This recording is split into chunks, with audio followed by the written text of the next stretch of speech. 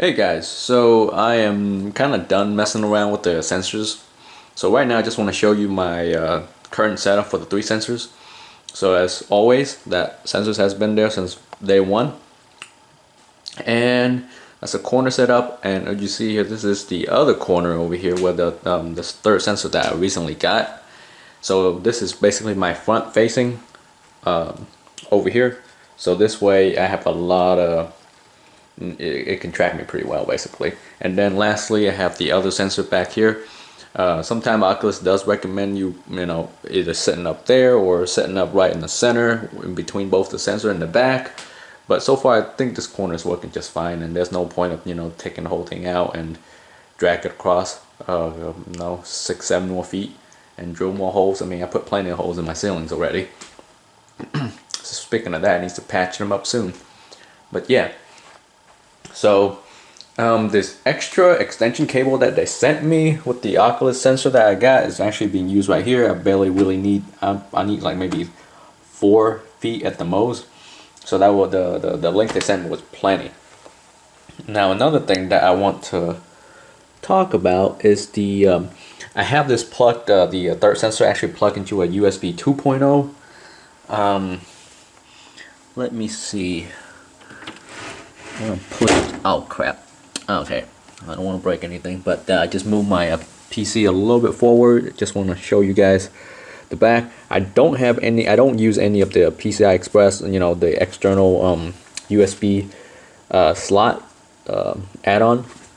The motherboard that I have is actually has plenty of slots. In the back here I have 3 USB 3.0, and all of them are getting used by the 2 sensors and the and the USB ports that come off from the headset.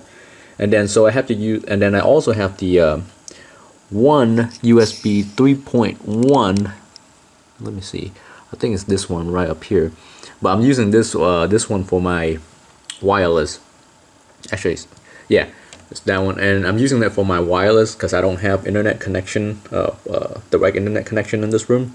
So I'm saving the fastest USB 3.1 ports for the wireless so I can get the fastest internet out of it.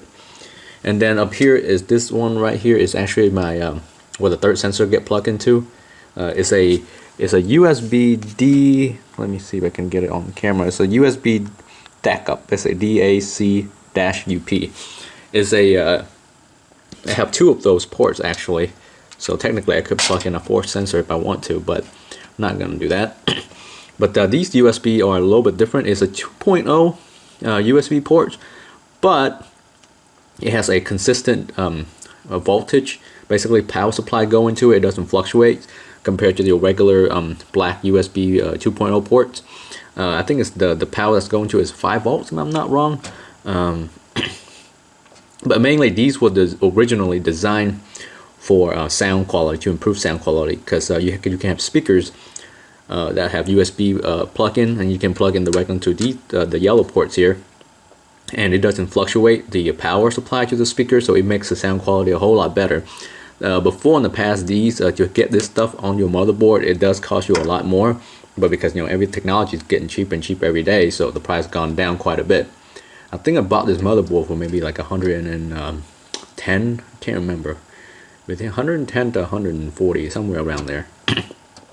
And that was last year, so it can only get cheaper. And this motherboard so far has been phenomenal. Okay, I don't need any no power supply issue. A lot of Oculus, they wrote some article. They talked to Upload VR. You check out those articles up there. They said some of the people are complaining about the tracking is not working properly, and because of the sensor issues. So far, all my sensors have enough power. I've been playing games on this, and it's very stable. Actually, I noticed quite a big improvement in tracking as well. So yeah, you're thinking about getting third sensor. I think that would be a good choice. But then again, power supply is also a one of the biggest problems that I think a lot of people are experiencing. And besides, the software side of the game itself. Yeah, at first I actually was kind of worried that the USB 2.0 might not work as well, and I don't want to plug stuff. And I do have a couple ports up here, actually just one USB 3.0 and one 2.0 somewhere right there. I don't want to use this port in the front because it just looks ugly. So I'm glad everything is able to get hooked up just fine. And here you can see this is my HDMI that's going to my headset. This is the extension cable, and that's the I think an AVI adapter to an HDMI, so that I can go directly to my monitor. And I'm using this directly off of my graphic card. And yeah, so and of course your power supply itself has to be sufficient, enough to get this whole system going. So you're thinking about getting a new motherboard. I think the motherboard, the one I have, is pretty good. I believe it's Gigabyte gaming one.